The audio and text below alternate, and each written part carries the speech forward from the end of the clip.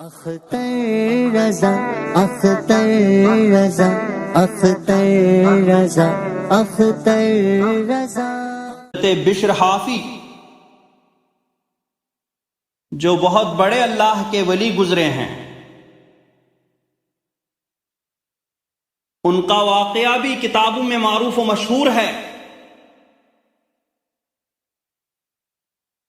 کہ وہ گزر رہے تھے اور انہیں راستے میں ایک کاغذ کا ٹکڑا ملا۔ انہوں نے وہ کھول کے دیکھا جس میں بسم اللہ الرحمن الرحیم لکھا ہوا تھا۔ وہ اس کاغذ کے ٹکڑے کو گھر لے گئے اور گھر میں اس کو صاف کر کے اس پہ عطر لگا کر کے اس کو اپنے گھر کی سب سے اونچی جگہ پر رکھا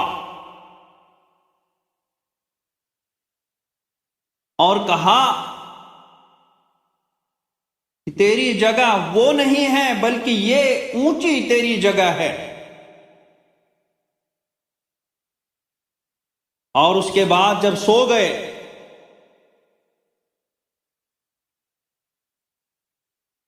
تو خواب میں بشارت ہوئی کہ بشر حافی، تو نے اللہ تبارک و تعالی کے نام کی تعظیم کی، تو نے اللہ تبارک و تعالی کے نام پاک کو زمین سے اٹھایا اور گھر میں سب سے اونچا مقام عطا کیا۔ اسی طرح ہم نے تمہیں بھی نیچے سے اٹھا کر کے بلند درجہ عطا فرمایا۔ جب بشر حافی کی آنکھ کھلی تو دل کی دنیا ہی بدل گئی تھی، اور اب بشر حافی نہیں رہے تھے بلکہ اللہ کے بہت بڑے ولی بن چکے تھے۔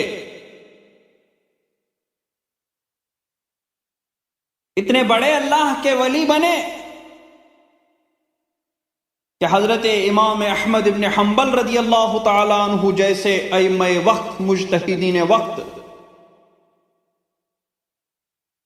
آپ سے ملاقات کرنے کے لیے آپ کی بارگاہ میں حاضر ہوا کرتے تھے، اور انہوں نے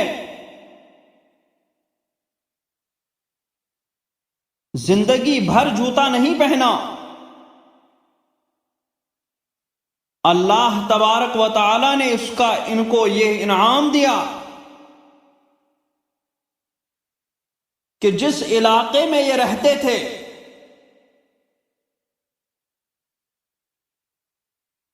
اس علاقے کے جانوروں کو، اس علاقے کے پرندوں کو حکم ہوا کہ وہ اس علاقے کے راستوں میں بیٹ نہ کریں، راستوں میں گندگی نہ کریں،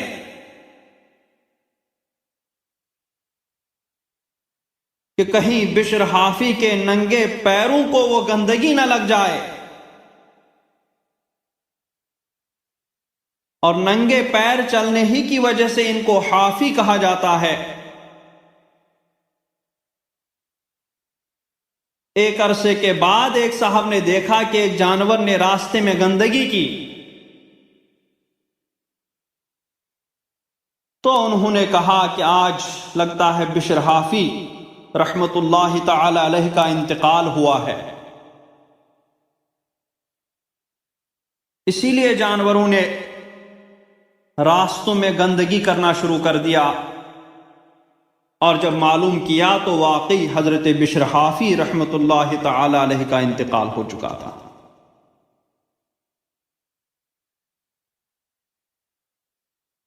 قیصر روم کے بارے میں یہ آیا ہے کہ ان کے سر میں درد رہتا تھا۔ اس نے اپنے علاقے کے تمام حکیموں کو، تمام طبیبوں کو دکھایا مگر اس کے سر کا درد دور نہ ہوا۔ آخر اس نے امیر المومنین حضرت فاروق اعظم رضی اللہ تبارک و تعالی عنہ کو ایک خط لکھا کہ میں نے اپنے علاقے کے سارے حکیموں اور طبیبوں کو دکھایا، لیکن میرے سر کا درد دور نہ ہوا۔ اگر آپ کے پاس کوئی حکیم ہو یا اس سر درد کا کوئی علاج ہو تو آپ بتا دیں، بڑی مہربانی ہوگی۔ تو حضرت فاروق اعظم رضی اللہ تبارک و تعالی عنہ نے ایک کاغذ کا ٹکڑا بھیجا اور فرمایا کہ اس کو سر کے اوپر ٹوپی کے اندر رکھو، انشاءاللہ تمہارا سر درد دور ہو جائے گا۔ قیصر روم کے پاس جب وہ کاغذ کا ٹکڑا پہنچا تو اس نے اس کاغذ کے ٹکڑے کو ٹوپی کے اندر رکھا اور ٹوپی سر پر پہن لی تو اس کا سر درد دور ہو گیا۔ اس نے پھر وہ ٹوپی اتاری تو اس کا سر درد پھر شروع ہوا، پھر ٹوپی لگا لی، سر درد دور ہو گیا۔ آخر اس نے سوچا کہ میں دیکھوں اس کاغذ کے ٹکڑے میں ایسا کون سا نسخہ لکھا کہ جس مرض سے سارے طبیب عاجز آ گئے تھے، اس کاغذ کے ٹکڑے نے اس کو ٹھیک کر دیا۔ یہ کہہ کر کے اس نے وہ کاغذ کا ٹکڑا کھولا تو اس کاغذ کے ٹکڑے پر بسم اللہ الرحمن الرحیم لکھا تھا۔ تو یہ بسم اللہ الرحمن الرحیم شریف کی برکت ہے کہ لا علاج مرض کو بھی یہ علاج کرتا ہے اور مریض کو شفا دیتا ہے۔ صحیح ایک اور واقعہ بیان کیا جاتا ہے بسم اللہ الرحمن الرحیم کے حوالے سے کہ ایک جگہ ایک عالم تقریر کر رہے تھے، بسم اللہ الرحمن الرحیم کی فضیلتیں بیان کر رہے تھے۔ اس جگہ سے بالکل قریب ایک گھر تھا جس میں ایک یہودی رہتا تھا، اس کی ایک لڑکی تھی۔ وہ لڑکی اس عالم کی تقریر کو غور سے سننے لگی اور سننے کے بعد اس نے اس پر عمل کرنا شروع کر دیا۔ ہر کام سے پہلے بسم اللہ الرحمن الرحیم پڑھنا شروع کیا اور اس کی عادت بنائی۔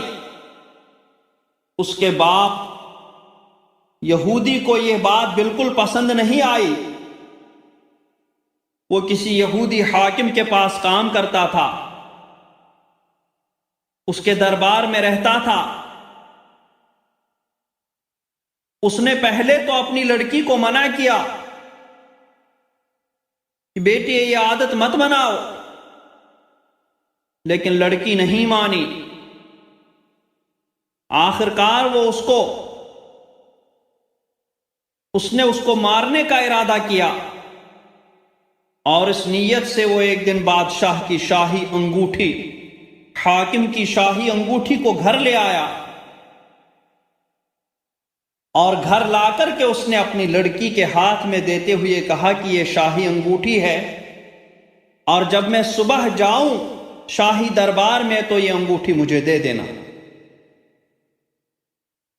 اس لڑکی نے وہ انگوٹھی لی، بسم اللہ الرحمن الرحیم پڑھی اور بسم اللہ الرحمن الرحیم پڑھ کر اس کو جیب میں رکھا۔ جب رات میں سو گئی تو اس یہودی باپ نے اس کی جیب سے وہ انگوٹھی نکالی اور نکال کر کے باہر گیا اور باہر سمندر میں جا کر کے پھینک دی اور واپس آ کر کے سو گیا۔ کہ صبح میں جب اپنی بیٹی سے انگوٹھی مانگوں اور میری بیٹی انگوٹھی نہ دے پائے تو میں اس کو بادشاہ کے پاس لے جاؤں گا اور بادشاہ اسے پھانسی کی سزا دے گا۔ اور ادھر بسم اللہ الرحمن الرحیم کی برکت شروع ہوئی۔ جو ہی اس یہودی باپ نے وہ انگوٹھی سمندر میں پھینکی، نیچے سے مچھلی آئی اور اس نے اس انگوٹھی کو اپنے منہ میں لیا اور کنارے کے قریب آئی۔ ادھر مچھیرے نے جال ڈالا اور وہی مچھلی اس کے جال میں پھنسی۔ اس نے جال سے وہ مچھلی نکالی اور صبح صبح یہودی کے گھر کے پاس سے گزرا اور یہودی کو آواز دے کر کہا کہ میری طرف سے آپ کو یہ تحفہ پیش کیا جاتا ہے، یہ مچھلی میں نے صبح صبح پکڑی اور آپ کے لیے تحفہ پیش کر رہا ہوں۔ اس یہودی نے وہ مچھلی لی اور بیٹی کو بلا کر کے دی۔ بیٹی نے بسم اللہ الرحمن الرحیم پڑھی اور وہ مچھلی اپنے ہاتھ میں لی۔ یہودی باپ نے کہا کہ یہ جلدی تیار کر کے مجھے ناشتے میں دے دینا۔ بیٹی نے مچھلی لی اور پھر بسم اللہ الرحمن الرحیم پڑھ کر کے اس کو کاٹا۔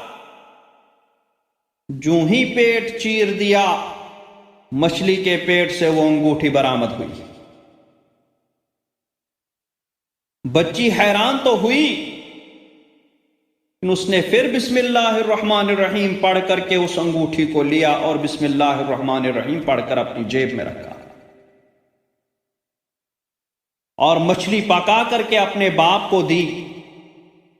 باپ نے مچھلی کھائی اور کھانے کے بعد اب شاہی دربار میں جانے کی تیاری کرنے لگا۔ بہت خوش تھا کہ اب میں بیٹی سے انگوٹھی مانگوں گا اور بیٹی نہیں دے پائے گی تو میں اس کو سزا سنواؤں گا۔ لیکن جو ہی اس نے کہا کہ بیٹی میں نے کل وہ تمہیں انگوٹھی دی تھی وہ مجھے واپس دو، وہ شاہی دربار کی شاہی انگوٹھی ہے۔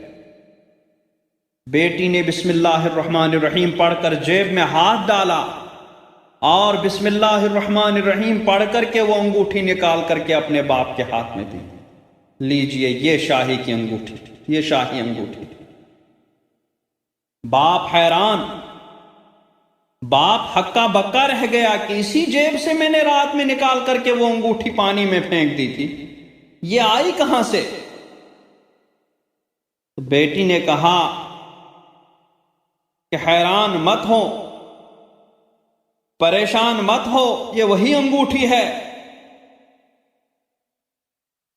اور بسم اللہ الرحمن الرحیم پڑھنے کی برکت سے آپ نے اس کو دریا میں تو پھینک دیا تھا، لیکن بسم اللہ الرحمن الرحیم کی برکت نے اس کو واپس میری جیب میں لا کر کے رکھا اور سارا ماجرا اپنے باپ کو سنا دیا۔ یہ ہے بسم اللہ الرحمن الرحیم کی برکتیں۔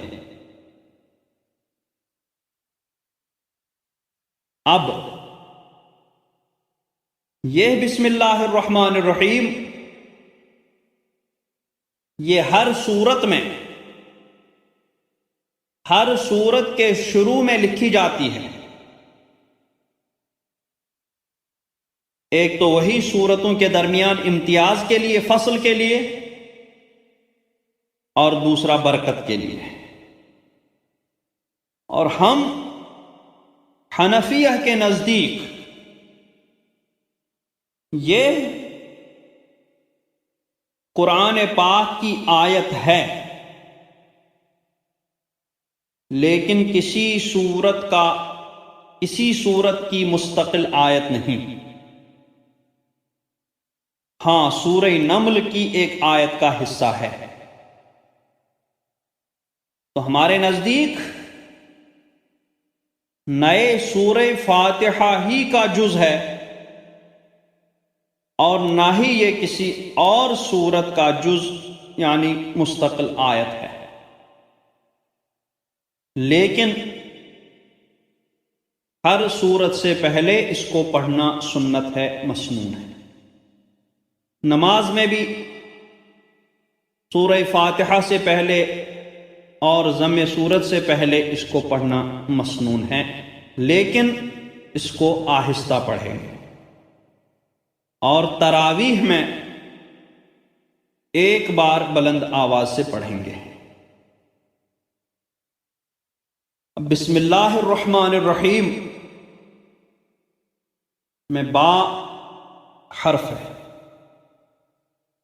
اور یہ استعانت کے لیے یا مصاحبت کے لیے آتا ہے، تو معنی ہوگا مستعینم بسم اللہ یا متبرکن بسم اللہ، اللہ تعالی کے نام پاک کی مدد سے یا اللہ تعالی کے نام پاک سے برکت حاصل کرتے ہوئے میں شروع کر رہا ہوں۔ چونکہ یہ حرف ہے اس لیے یہ کسی نہ کسی اسم یا فعل سے متعلق ہوتا ہے، تو اس کا متعلق یہاں مقدر ہے، اور اس متعلق کو اسم اللہ کی تعظیم کے لیے بعد میں مقدر ماننا زیادہ مناسب ہے۔ تو بعض لوگوں نے مقدر نکالا بسم اللہ ابتدائی، اور بعض لوگوں نے نکالا بسم اللہ ابتدئ۔ ایک بات اور ہے کہ بعض لوگوں نے یہاں پہ عام فعل مقدر مانا، اور بعض لوگوں نے خاص فعل، یعنی جس کام کو شروع کرنے جا رہا ہے اسی کام کا فعل یہاں پر مقدر مانا ہے۔ تو بسم اللہ ابتدئ، یہ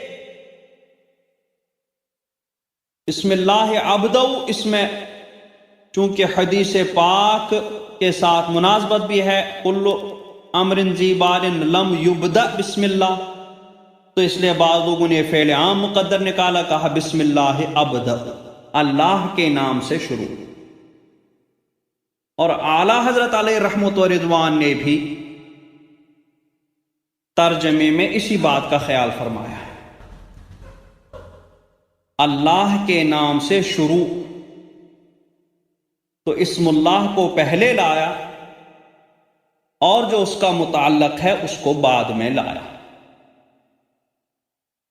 اور بعض لوگوں نے فعل خاص مقدر نکالا، جیسے یہاں پر ہم قراءت کرنے جا رہے ہیں، اللہ تبارک و تعالیٰ کا کلام پڑھنے جا رہے ہیں، تو نکالا بسم اللہ اقرأ، بسم اللہ اتلو، اللہ کے نام سے تلاوت کر رہا ہوں، اللہ کے نام سے قراءت کر رہا ہوں، اور ہر طرح صحیح ہے۔ لیکن سب سے زیادہ بہتر وہ ہے جس کا ترجمہ اعلیٰ حضرت نے فرمایا۔ پھر اسم یہ بصریوں کے نزدیک سمون یا سمون سے بنا ہے، اور سمون یا سمون یہ سموبن سے ماخوذ ہیں، جو سما یسمو، سمیع یسما اس کا مصدر ہے، اور اس کا معنی ہے بلند ہونا۔ تو کسی چیز کے نام کو اسم اس لیے کہتے ہیں کیونکہ نام اس کی بلندی کا سبب بن جاتا ہے، ورنہ جس کا نام نہیں ہوگا تو وہ بے نام اور گمنام ہو کے رہ جاتا ہے۔ تو اسم کو اسم اس لیے کہا جاتا ہے کیونکہ یہ کسی کے بلندی کا سبب بن جاتا ہے۔ اور کوفیوں کے نزدیک یہ وسمن سے ماخوذ ہے، اور وسمن کا معنی علامت ہے، کیونکہ نام جس چیز کا ہو وہ اس چیز کے لیے علامت بن جاتا ہے، اس چیز کو نام سے ہی پہچانا جاتا ہے، اس لیے اس کو اسم کہا جاتا ہے۔ لفظ کے لحاظ سے بصریوں کا مذہب زیادہ مضبوط ہے، اور معنی کے لحاظ سے کوفیوں کا مذہب زیادہ مناسب ہے۔ اور کلمہ جلالت، کلمہ اللہ، یہ علم ہے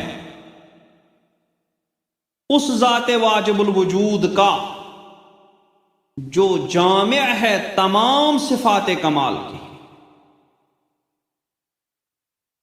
بعض علماء کرام کے نزدیک یہ جامد ہے، یعنی کسی بھی لفظ سے نہیں بنا ہے، لیکن جس طریقے سے اللہ تبارک و تعالی اکیلا لم یلد ولم یولد، نہ کسی سے پیدا ہوا نہ کوئی اس سے پیدا ہوا، اسی طریقے سے اس کا نام پاک بھی اللہ نہ کسی سے بنا ہے اور نہ اس سے کوئی بنا، نہ کسی سے نکلا اور نہ اس سے کوئی نکلتا ہے۔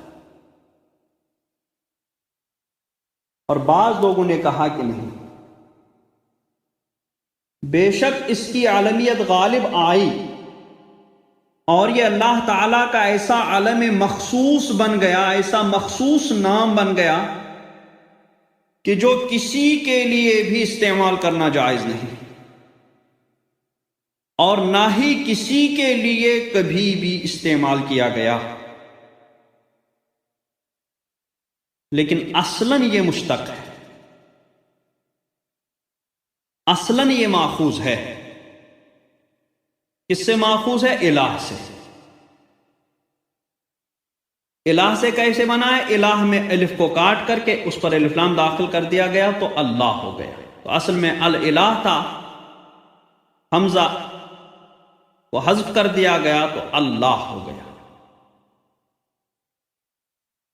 اب وہ الہ کہاں سے ماخوذ ہے؟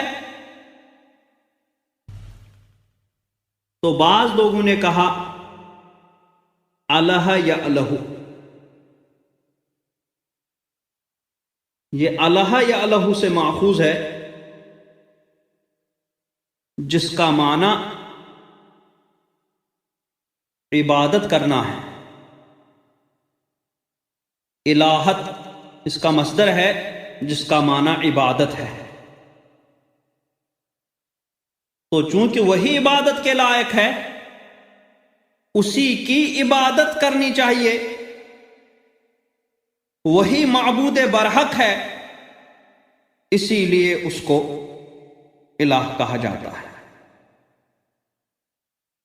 بعض لوگوں نے کہا کہ یہ الہ بمعنی تحیر سے ماخوذ ہے، حیران ہونا، تو اس کو الہ اس لیے کہا جاتا ہے کیونکہ عقلیں اس کی معرفت میں حیران اور پریشان ہیں، اس وجہ سے اس کو الہ کہا جاتا ہے۔ بس بعض لوگوں نے کہا کہ نہیں، الہ تو الہ فلان سے ماخوذ ہے، جس کا معنی کہ فلاں کے پاس سکون حاصل کرنا، تو چونکہ اس کے ذکر سے دلوں کو سکون ملتا ہے، اطمینان ملتا ہے، اس کی معرفت سے روحوں کو تسکین ہوتی ہے، اس وجہ سے اس کو الہ کہا جاتا ہے۔ اور بعض لوگوں نے کہا نہیں، الہ سے ماخوذ ہے اور اس کا معنی کسی مصیبت سے بھاگ کر کسی کی پناہ لینا، تو چونکہ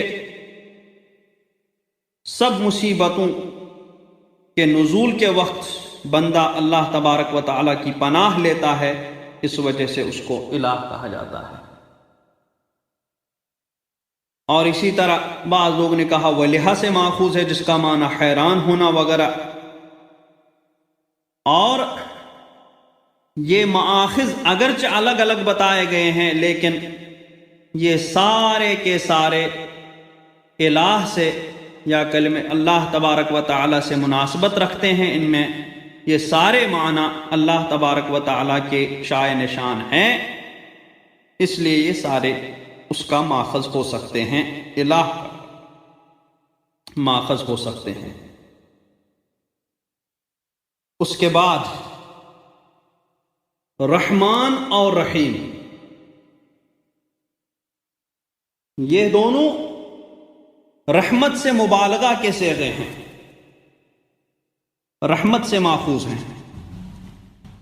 بعض کے نزدیک یہ دونوں ہم معنی ہیں جیسے ندمان اور ندیم،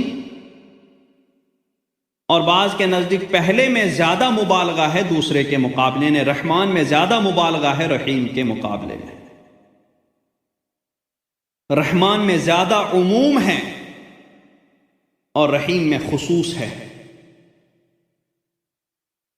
رحمان دنیا کے ساتھ خاص ہے، اور حدیث شریف میں بھی آیا رحمان الدنیا رحیم الآخرہ، کیونکہ دنیا میں اللہ تعالی کی رحمت وہ مومنون کو بھی مل رہی ہے اور کافروں کو بھی اس کا حصہ مل رہا ہے، اس وجہ سے رحمان الدنیا کہا جاتا ہے۔ اور آخرت میں اللہ تعالی کی رحمت مومنوں کے ساتھ خاص ہے، کافروں کو وہاں اللہ کی رحمت نہیں ملے گی، اس وجہ سے رحیم الآخرہ کہا جاتا ہے۔ اور بعض لوگوں نے اس طریقے سے رحمان اور رحیم کے درمیان فرق فرمایا کہ رحمان میں جو رحمت ہے وہ رحمت عامہ اس طور پر ہے جیسے کھانے پینے کا، ضروریات زندگی، ہوا پانی دینے کی رحمتیں، یہ والی رحمتیں چونکہ مومن و کافر سب کے ساتھ خاص ہے، اس لیے اس طور پر وہ رحمان ہے۔ اور رحیم سے رحمت خاصہ مراد ہے، جیسے ہدایت دینا، درجات بلند فرمانا وغیرہ وغیرہ، یہ رحمت خاصہ یہ صرف مومنوں کے نصیب میں ہے۔ اور بعض لوگوں نے اس طور پر فرق فرمایا کہ رحمان بڑی بڑی نعمتوں کو اور چھوٹی چھوٹی نعمتوں کو عطا فرمانے والا، اور رحیم صرف بڑی نعمتوں کو عطا فرمانے والا۔ تو دنیا میں چونکہ بڑی اور چھوٹی ہر طرح کی نعمتیں پائی جا رہی ہیں، اس لیے رحمان الدنیا ہو گیا، اور آخرت میں چونکہ سب نعمتیں بڑی بڑی ہوں گی تو رحیم الآخرہ ہو جائے گا۔ اور رحمان میں مبالغہ کہ بہت زیادہ رحمت فرمانے والا، یہ رحمت دنیا میں اتنی زیادہ پائی جا رہی ہے کہ بندہ چاہے کتنی بھی اللہ تعالی کی نافرمانی کر رہا ہے، بندہ چاہے کتنے بھی گناہ کر رہا ہے اللہ تبارک و تعالی کی، لیکن پھر بھی اللہ تعالیٰ اس کو رحمت فرما رہا ہے، اس کو رزق دے رہا ہے، اس کو ضروریات زندگی مہیا فرما رہا ہے، اس کو ہوا اور پانی مہیا فرما رہا ہے۔ اور یہ رحمت یہ صرف اللہ تبارک و تعالیٰ کی ذات پاک میں پائی جائے، ورنہ دنیا کے رحم کھانے والوں کو ہم دیکھتے ہیں کہ اگر کسی دوسرے پر رحم کھا کر کے اس کی مدد کریں گے اور پھر اس کے بعد اگر اس کو کوئی کام دیں گے اور وہ کام نہ کرے، کوئی حکم دیں گے وہ حکم نہ مانے، تو اس کی ساری مدد بند کر دی جاتی ہے۔ لیکن اللہ تبارک و تعالی کا بے پایا کرم ہے، بے انتہا رحمت ہے کہ بندے نافرمانیوں میں ڈوب جائیں، گناہوں میں گھر جائیں، تب بھی اللہ تبارک و تعالی ان کو اپنی رحمت سے محروم نہیں کرتا، بلکہ ان کو نعمتیں بہم پہنچا رہا ہے۔ تو اس معنی کر اللہ تبارک و تعالی کو چھوڑ کر کے کوئی دوسرا نہیں ہو سکتا۔ اس وجہ سے یہ رحمان، جس طریقے سے اللہ تبارک و تعالی لفظ کلمہ جلالت اسی کے لیے نہیں بولا جاتا، اسی طرح یہ رحمان یہ اللہ تعالیٰ کی صفت خاصہ ہے جو کسی دوسرے کے لیے استعمال کرنا جائز نہیں ہے۔ اللہ تبارک و تعالیٰ کی صفات میں سے اور اسماء مکرمہ میں سے یہاں پر 3 نام استعمال ہوئے ہیں، ایک کلمہ جلالت، ایک الرحمن اور ایک الرحیم۔ حضرت امام طبری نے یہاں ایک بہت پیاری بات فرمائی ہے، وہ فرماتے ہیں کہ ان 3 ناموں کے استعمال فرمانے میں یہ حکمت ہے کہ پہلا کلمہ اللہ ہے، اس اللہ کا نہ تو لفظ کسی کے لیے استعمال کرنا جائز اور نہ ہی اس کا معنی کسی کے اندر پایا جاتا ہے۔ یہ اللہ تبارک و تعالیٰ کے اسماء حسنہ کے 3 قسمیں ہیں کہ جو کلمہ جلالت اللہ تعالیٰ کا عالم خاص، نہ اس کا لفظ کسی کے لیے استعمال کر سکتے ہیں اور نہ ہی معنی اس کا کسی کے لیے استعمال ہو سکتا ہے، کسی کے اندر پایا نہیں جا سکتا۔ دوسرا ہے الرحمن، کہ یہ لفظ کسی دوسرے کے لیے استعمال نہیں کر سکتے ہیں، اللہ تعالیٰ کی صفت خاصہ ہے، لیکن اس کا معنی کا بعض حصہ غیر اللہ میں پایا جاتا ہے، کیونکہ یہ رحمت سے ماخوذ ہے اور رحمت کا ایک حصہ بندوں میں بھی پایا جاتا ہے۔ اور تیسرا رحیم، تو یہ رحمان، یہ لفظ تو کسی دوسرے کے لیے استعمال نہیں کر سکتے ہیں، لیکن اس کا معنی کسی دوسرے کے اندر پایا جا سکتا ہے، اس کے معنی کا بعض حصہ کسی دوسرے کے اندر پایا جا سکتا ہے۔ اور رحیم، یہ لفظ بھی دوسرے کے لیے استعمال کر سکتے ہیں اور اس کا معنی بھی دوسرے کے لیے پایا جاتا ہے۔ تو اب اللہ تبارک و تعالیٰ کے اسماء حسنہ 3 قسم کے ہوئے، ایک وہ کہ نہ لفظ نہ معنی کسی دوسرے کے لیے ہو سکتا ہے، دوسری قسم وہ کہ لفظ دوسرے کے لیے نہیں ہو سکتا اور معنی کے بعض اجزاء دوسرے کے اندر پائے جا سکتے ہیں، اور تیسرا وہ کہ اس کا لفظ بھی دوسرے کے لیے استعمال ہو سکتا ہے، اس کے معنی بھی دوسرے کے لیے پایا جا سکتا ہے۔ ایک روایت میں ہے